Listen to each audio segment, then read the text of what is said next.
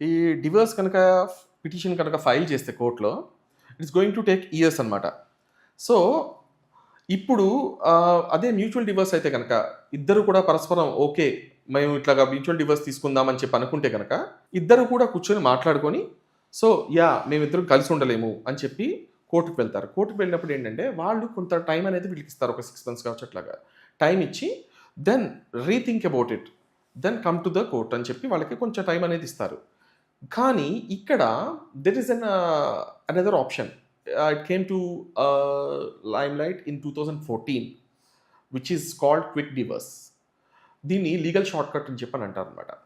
ఇది quick divorce అంటే ఏంటంటే basically section 9 of Hindu marriage act ఏం చెప్తుందంటే కాంజుగల్ రైట్స్ అని చెప్పి ఒక కాన్సెప్ట్ అనేది తీసుకొచ్చింది.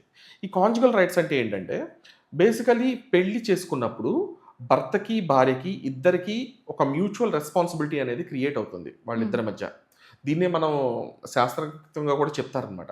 ఏంటంటే ఇద్దరు కలిసి ఒక రెస్పాన్సిబుల్‌గా కలిసి ఉండండి.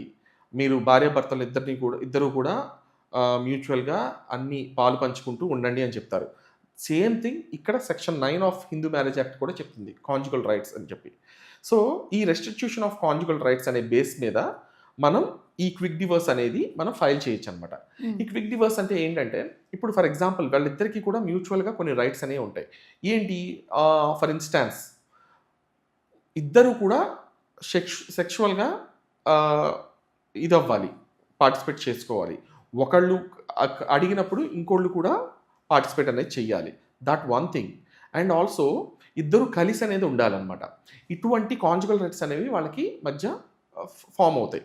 ఎప్పుడైతే వీటిని అవతల వ్యక్తి ఆ రెస్పాన్సిబిలిటీని వదిలేసి అవతల వ్యక్తి ప్రవర్తిస్తారో, in that case they can file the case అనమాట.